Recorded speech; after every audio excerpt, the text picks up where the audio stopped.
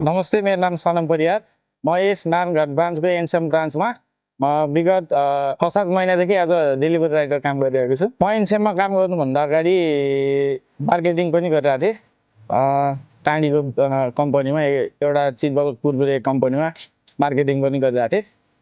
As a मेरो किनमेलमा पनि rider काम गरिरहेको थिएँ। म विदेश जान खोजिरहेको थिएँ योभन्दा अगाडि चाहिँ। अहिले चाहिँ ठिकै छ, राम्रै छ।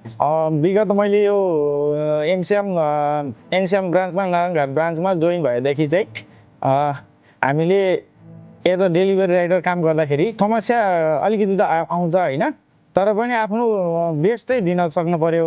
कस्टमरलाई कसरी कन्भिन्स गराउने, कसरी पार्सल डेलिभरी गराउने, अब कस्टमरसँग कसरी आफू मिलेर अब काम गर्ने भन्ने तरिकाको पनि हुन्छ। अब कस्टमरलाई सकेसम्म अब कस्टमर कस्तो तरिकाको हुनुहुन्छ, अब हामीले त्यस्तै तरिकाको बिहेभियर गर्नु पऱ्यो। अब त्यस्तै तरिकाले काम गर्दाखेरि चाहिँ अब ठिकै छ, अहिलेसम्म राम्रै छ। मेरो दिनमा त्यही 25-30वटा, कहिले 50वटा 40वटासम्म हुन्छ। एनसिएममा चाहिँ मैले काम गरेदेखि चाहिँ होइन, अरू ठाउँमा भन्दा अलिकति सहुलियत त बढी छ, अब राम्रो पनि छ। म विदेश जान लागेको मान्छे, मैले सोधिरहेको थियो माइन्डसेट होइन।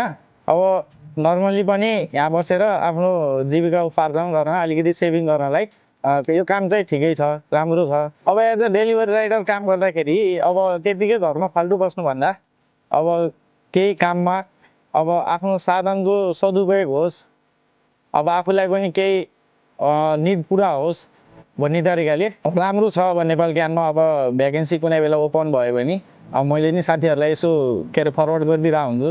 अब हाम्रो अफिसमा भ्याकेन्सी खाली छ, यसो आएर इन्टरभ्यू दिनु भनिरहेको हुन्छु। अब जे होस् ठिकै छ, राम्रो छ।